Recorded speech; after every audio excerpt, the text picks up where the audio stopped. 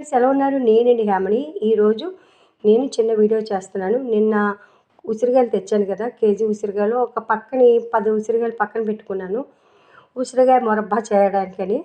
దీనికి కావాల్సినవి ఏంటంటే ఉసిరికాయలు, బెల్లం లేదా పంచదార, నిమ్మకాయ, యాలకులు, అంతేనండి. హాట్ వాటర్లోని ఇవి ఉసిరికాయలు ఏం చేయాలంటే బాయిల్ చేయాలి. బాగా బాయిల్ చేయకూడదు. దానికి చాకు గుచ్చుకునేలాగా ఉంటే చాలు, లైట్గా గుచ్చుకునేలాగా ఉంటే చాలండి. అలాగా హాట్ వాటర్లోని బాగా ఇది బాయిల్ అయిన తర్వాత దాంట్లోకి బెల్లం పాకం తీసుకున్నాను. నేను షుగర్ తక్కువ వాడతానండి. నేను బెల్లం తీసుకున్నాను. బెల్లం 10 గ్రాముల వరకు తీసుకున్నానండి. బెల్లం ఈ 10 ఉసిరికాయలకి 10 గ్రాములు తీసుకున్నాను. దానిలోని ఒక అర గ్లాసు వాటర్ వేసి బాయిల్ చేశాను పాకానికి. ఈ పాకంలోని మనం కొద్దిగా పాకం వస్తుంది, బెల్లం కరిగిపోయాక లేదా పంచదార కరిగిపోయాక ఈ ఉడకపెట్టిన ఉసిరికాయలు ఉన్నాయి కదా, లైట్గా ఉడకపెట్టాలండి. మళ్ళీ బాగా ఉడకపెడితే పాడైపోతుంది. దీనికి అవసరమైంది ఏంటంటే పాకం బాగుండాలి, ఉసిరికాయ మరీ మెత్తగా అయిపోకుండా బాగుండాలి.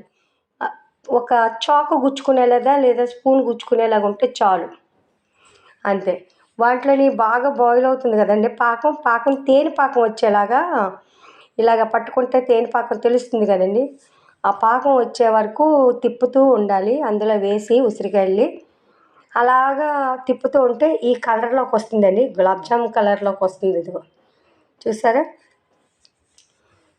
అలా తేనెపాకం వచ్చాక ముదిరిపాకం వచ్చే వరకు చేస్తూ ఉండి అందులోకి కలర్ కొద్దిగా ఉసిరికాయలు కలర్లోకి వచ్చాక ఆఫ్ చేసి మనం నేను ఈ టిన్లో వేసుకున్నానండి.